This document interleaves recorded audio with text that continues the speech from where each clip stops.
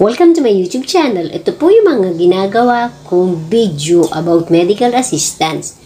Yan po ang mapapanood nyo sa aking YouTube channel. Dito po kayo makakakuha ng mga idea katulad sa DSWD Batasan, kaya po charts, kung paano po kayo makakakuha ng medical assistance. At ito nga po yung mga requirements. Punta lang po kayo sa aking channel. At ito po ang aking video ginagawa. Hello everyone! Welcome to my YouTube channel. I'm Dinah Tolentino, so please subscribe. So, pag-uusapan po natin ngayon ay dun sa mga taong gustong humingi ng DSWD referral para sa batasan. Alam niyo po ba kung saan kayo pwedeng kumuha niyan? Dito po sa Axis Party List. Nagbibigay po sila ng DSWD referral para po sa batasan. Nga lang po, meron po silang mga requirements. At depende po yun sa inyong hinihinging tulong. Kasi po, bawat requirements po ay dinidepende rin po nila yun sa kung ano po yung hihingin yung tulong. Halimbawa po, kailangan nyo po ay medicine, may mga requirements po sila dyan. O kailangan nyo ng laboratory, may requirements po sila dyan.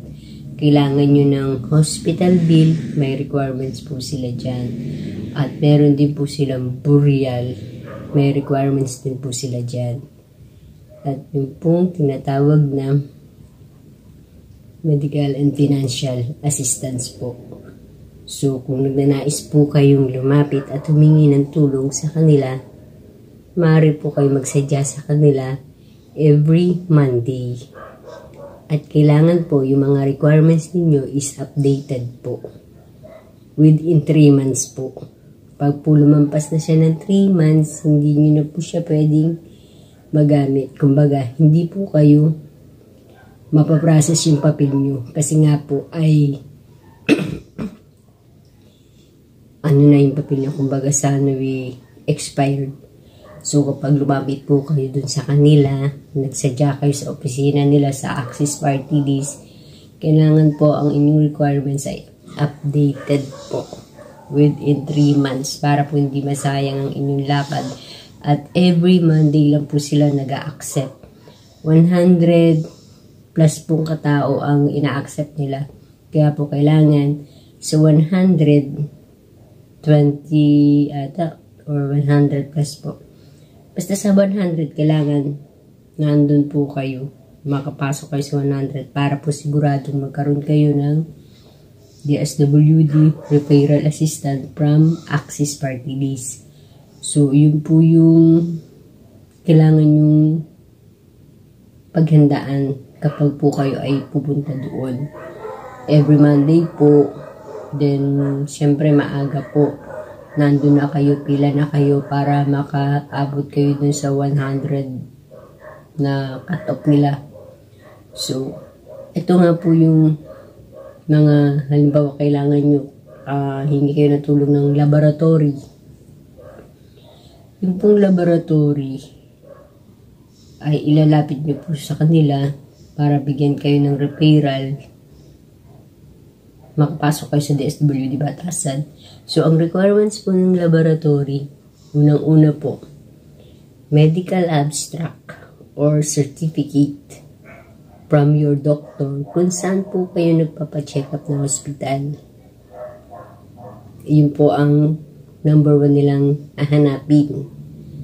Tapos, yung pong pangalawa, yung laboratory request. Kung ano po yung ipagagawa sa inyo ng doktor. Kailangan po may pirma din po yun ng doktor, date, license ng doktor. Ganun din po yung medical abstract. Date, license, and signature po ng doktor.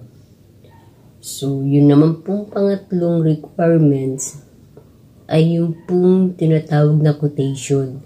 Yung pong quotation, yun po yung price ng laboratory ninyo. Halimbawa, example, CT scan. Magpapa-CT scan, yun ang request sa inyo.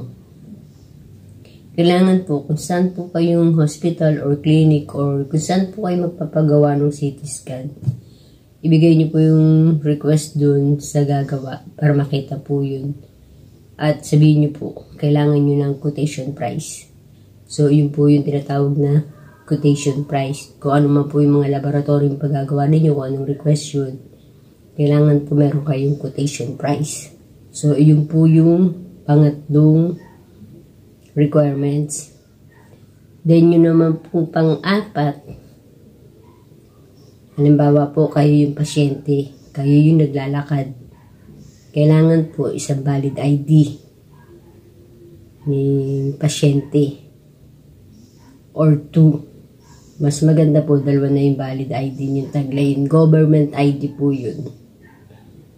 Ang taglayin nyo. Kung PWD kayo, kung senior citizen ID kayo, taglayin nyo po yun. Kasi mas makaka-ano kayo dun sa sa pila po.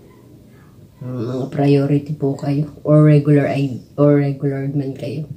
Kailangan po ay yung ID ninyo. Kung pasyente kayo, taglayin nyo yung dalawang valid ID. Government ID po. Para po mas maganda. Dalawa na po yung i-prepare nyo. Ngayon po, kung halimbawa naman po, si pasyente ay hindi kayang lumakad at ipalalakad nyo po sa iba, kailangan po ay yung pamilya po din. Kundi nanay, kapatid, magulang, basta yung pong family po. Kailangan po magpadala kayo ng inyong ID, dalawang valid ID, at authorization letter kung sino po yung representative na lalakad sa inyo para mag-medical assistance. Ngayon po, malinaw, yung representative na lalakad po ng inyong medical assistance para makakuha ng DSWD referral sa batasan, kailangan po yung taong lalakad na yun, meron din po siyang dalawang valid ID. Yun po ang importante, yung magkaroon yung representative. At ang isa pang importante po, yung authorization letter mula dun sa pasyente po. Kailangan po gumawa si pasyente ng authorization letter na pinapayagan niyang lumakad yung representative. Dahil yun po yung hinahanap nila. So, yun po yung requirements. Kung halimbawa, hindi si patient ang lalakad at si representative.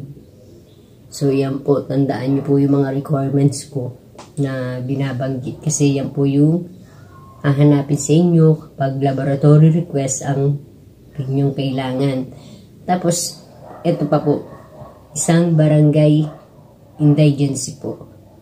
Naghahanap po sila ng barangay indigency. So, kung wala po kayo niya sa inyong barangay kung saan kayo nakatira, libre naman po yan, wala po yung bayad. Kaya punta na lang po kayo dun sa inyong barangay hall. So, nangangailangan po niyan ang access party list. At take note po, kung taga-NCR po kayo, mabibigyan po kayo ng DSWD referral batasan from Axis.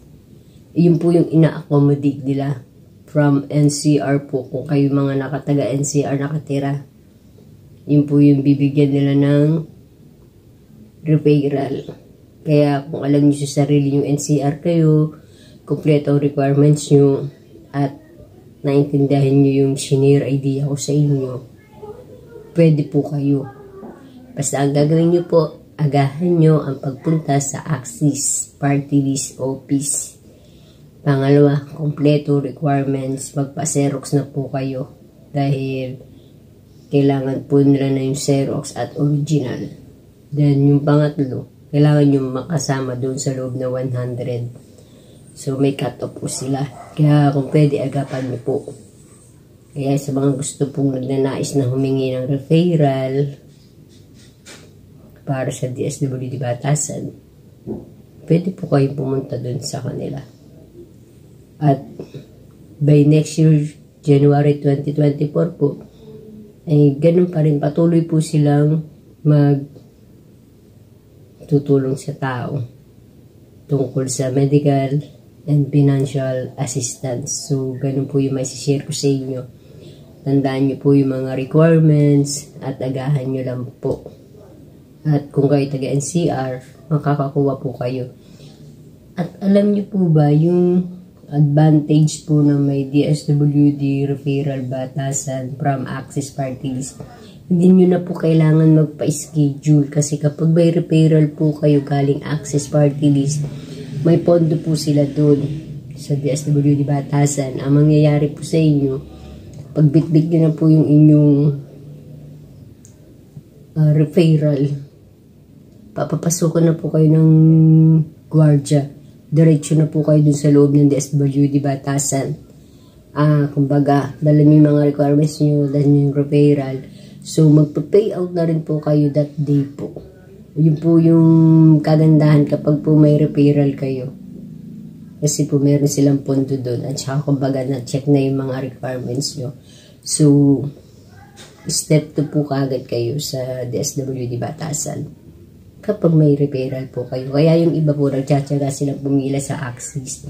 Kasi po, yun nga po yung kagandahan kapag may referral. Kasi po pag wala po kayong referral, pipila din kayo doon sa DSWD batasan.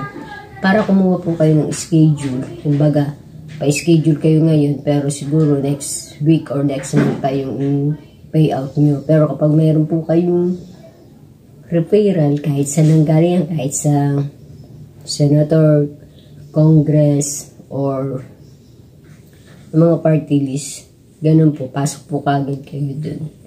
I-accommodate po kayo kaagad. Kasi may punto po sila dun. So, yun lang po yung ma-share ko po sa inyo, and marami pa akong video ginagawa about medical assistance. So, punta na lang po kayo sa aking channel and subscribe me, Dyna Tolentino, and thank you po. Bye-bye. Thank you.